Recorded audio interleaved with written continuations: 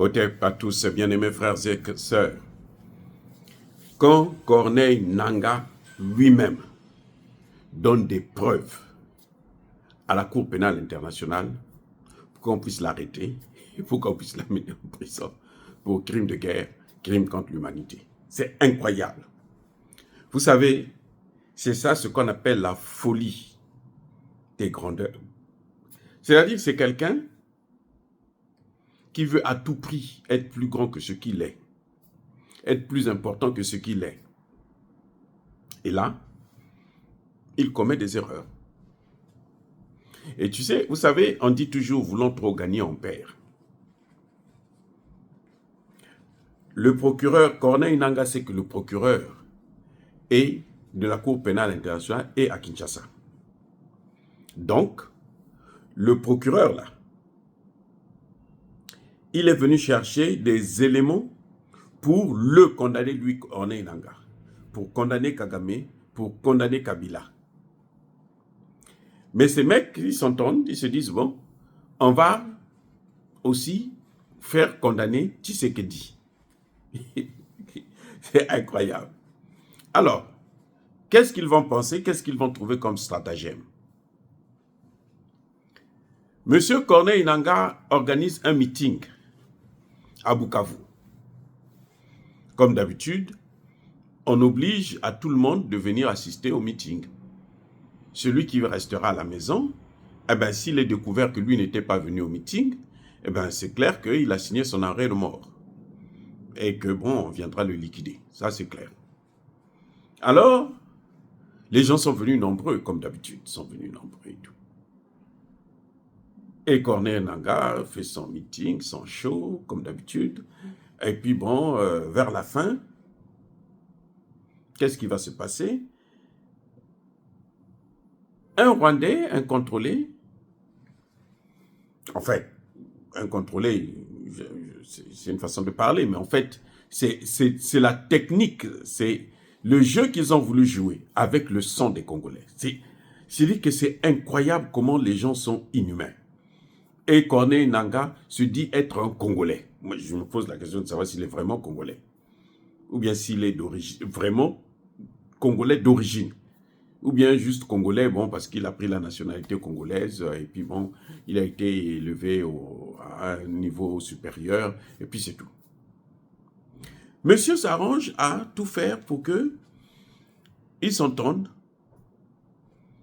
et un Rwandais va prendre une grenade, il va tuer plusieurs Congolais.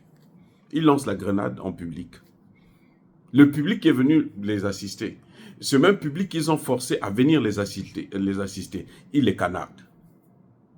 Et il ose dire que c'est Tshisekedi qui a donné l'ordre pour que, comme Corneille Nangaa est en train de tenir son meeting, allez-y tuer les Congolais. Il oublie que, en fait, celui qui doit protéger les Congolais, c'est Tshisekedi, justement. Lui, Corneille Nangaa, il n'a aucune mission pour protéger les Congolais.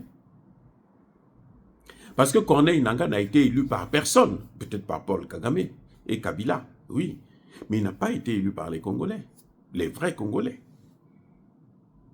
Il n'a aucun mandat légitime. Comme Tshisekedi, là, le mandat de Tshisekedi, c'est de protéger cette population. C'est pour ça que j'ai parlé dans ma dernière vidéo que, mais il a une responsabilité politique.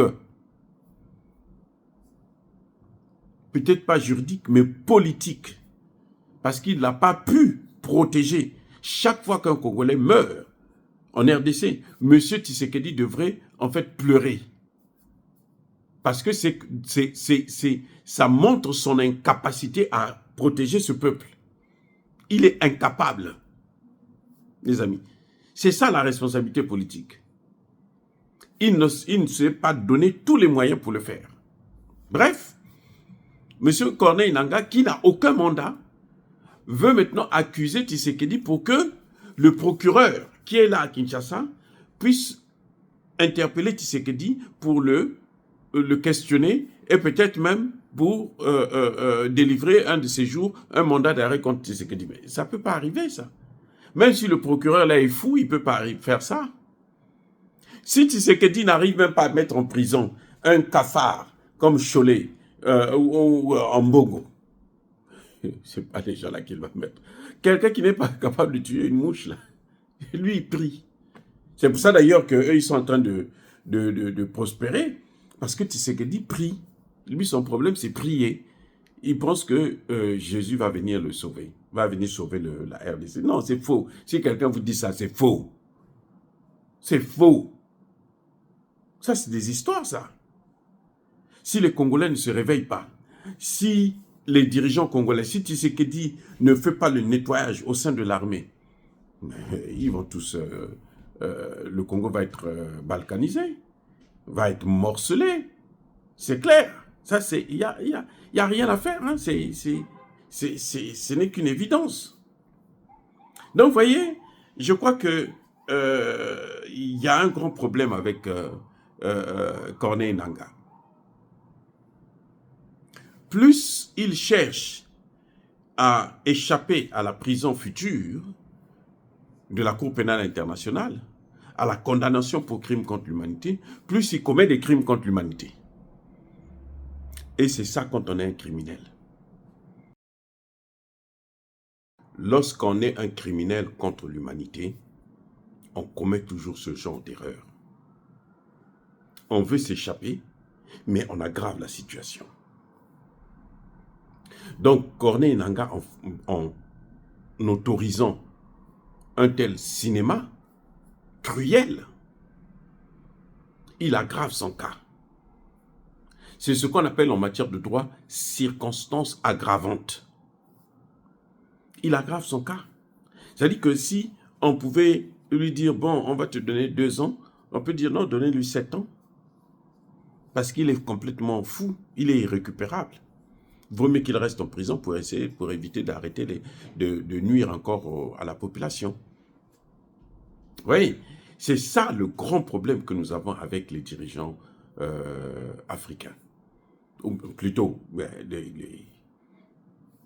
les voyous comme ça. Il ne peut pas se dire, je veux tuer les Congolais pour que le procureur puisse penser que ce n'est pas moi, c'est plutôt Tshisekedi qui est en train de commettre les crimes. C'est aberrant. C'est incroyable de penser comme ça. Et la vérité est sortie tout de suite. Hein, le ministère de l'Intérieur du Congo a démontré par A plus B que non. Il y aurait eu des gens qui ont crié, comme d'habitude, Tshisekedi président ou quelque chose de ce genre. Et puis bon, surtout que dans le sud Kivu, les gens sont très résistants à cette occupation. Eh bien, ils se sont dit, on va en profiter, on va les liquider. Mais vous ne pouvez pas liquider tout le monde. C'est-à-dire que les Rwandais peuvent rester là 10 ans, 15 ans, 20 ans, 30 ans. Ils finiront soit par partir, soit par eux-mêmes être liquidés là sur place. D'ailleurs, nombreux sont déjà partis.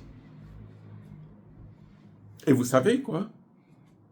Ils occupent Bukavu, mais ils n'occupent pas tout le sud Kivu. Ils n'occupent même pas la moitié du sud Kivu, même pas le quart. Certains experts vont vous dire que c'est à peine 5%. C'est tout. Mais ils n'occupent pas grand-chose. Et c'est juste que ça, c'est juste parce que Tshisekedi, pour l'instant, n'a pas encore pris vraiment ses responsabilités pour mettre un terme à ça. Il préfère aller faire la diplomatie à la con, par-ci, par-là et tout machin. Mais le moment venu, c'est clair que Corneille Nangaa va sauter de là. Et il sautera par la mauvaise porte. Hein. Il va partir par la mauvaise porte. Ça, il a intérêt à se préparer à ça. Les amis, soyez bénis, abondamment bénis par le Dieu des Kémites et par nos ancêtres angéliques. Mais que tous ceux qui persécutent le continent africain le pillent et le déstabilisent, qu'ils soient noirs, blancs, chinois, arabes, juifs, indiens ou qui qu'ils soient punis, maudits, foudroyés, neutralisés, écrasés, effacés par le Dieu des Kémites et par nos ancêtres angélisés. Vive l'Afrique éternelle, j'ai dit et j'assume.